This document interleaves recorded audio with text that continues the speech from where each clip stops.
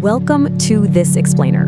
Right in the middle of World War II, a very real, very terrifying shadow fell across the globe. The world was already completely engulfed in the deadliest conflict in human history, right? But behind closed doors, a totally different kind of battle was taking place. Today, we're looking at one of the absolute largest, most secretive scientific projects ever undertaken by the United States. We're going to explore how a frantic hush-hush race to develop an entirely new, almost unimaginable kind of weapon literally changed the course of human history forever. So to truly get a grip on this story, you kind of have to put yourself right in the mindset of the late 1930s. Ask yourself, what happens when the very real fear of a world-ending weapon forces a nation into the ultimate race against time? I mean, the stakes literally could not have been higher. The sheer terror that an enemy force could somehow harness this unprecedented power, that's what drove the United States to act. It really wasn't just about winning a war anymore. It was an existential do-or-die race to beat their enemies to a scientific finish line that nobody even fully understood yet. Here is the rapid timeline we'll be covering today. 1939, Einstein's warning letter. 1942, the Manhattan Project officially begins.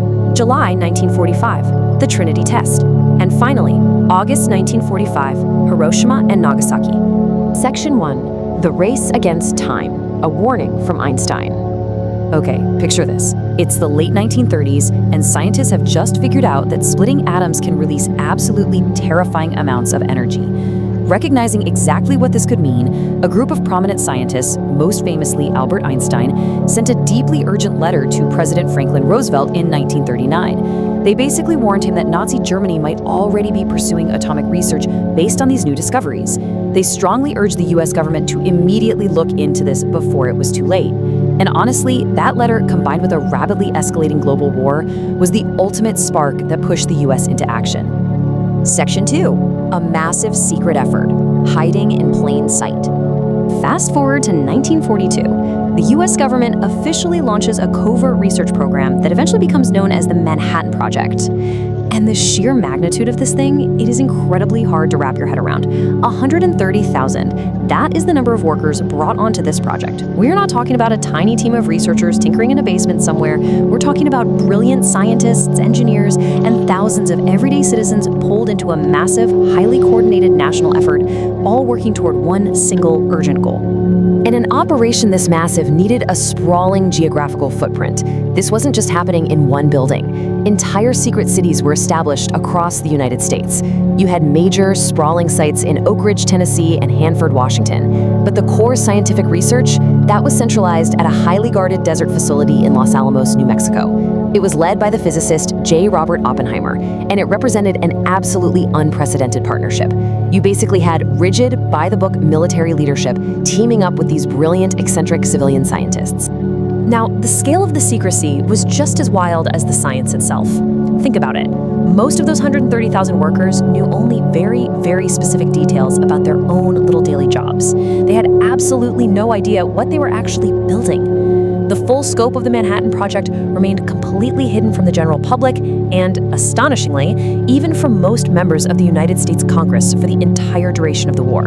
They hid an operation the size of the auto industry completely in plain sight.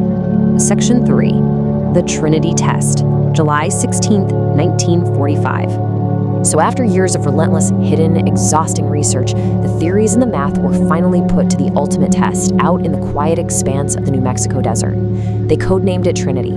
This was the very first successful test of an atomic weapon. The historical records tell us that the scientists and military officials out there in the bunkers witnessed a dramatic and frankly profoundly sobering demonstration. As a blinding artificial sun lit up the distant desert horizon, it marked the chilling realization of years of pure theoretical science. It was an unearthly display of a destructive power that was completely unprecedented in all of human history. And that power, it immediately changed the people who witnessed it. Many of the scientists involved, including Oppenheimer himself, later reflected publicly on what they felt in that exact moment. They described feeling a serious moral weight. This wasn't just some joyous moment of scientific triumph. Actually, it was a heavy, incredibly somber realization. They had just brought an apocalyptic capability into existence, and the burden of that creation settled squarely on their shoulders. Section 4, Dawn of the Nuclear Age and the Aftermath. The theoretical had become terrifyingly real, and the weapon, did not remain out in the desert for long. In August of 1945, the atomic bombs developed by the Manhattan Project were deployed in the real world. They were used against the Japanese cities of Hiroshima and Nagasaki. The deployment of these weapons resulted in a tremendous, immense loss of civilian life.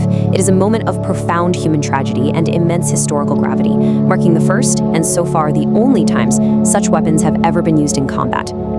This event built a deeply complex legacy that we are very much still living with today.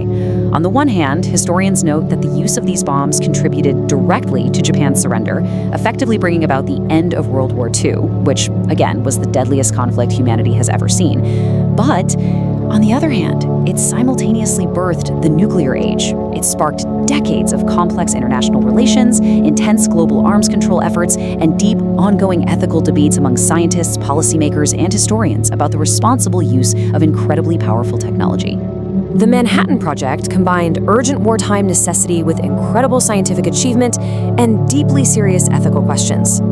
As the ashes of the atomic age forced a global surrender, it left us with a highly provocative question. How exactly would a newly, permanently changed world navigate the ultimate end of World War II? The world was finally safe from one threat, but staring straight down the barrel of a completely new one. We'll be picking up exactly right there in the next explainer in the series, as we look at how the geopolitical map was totally redrawn in the immediate aftermath of the war. Until then, keep asking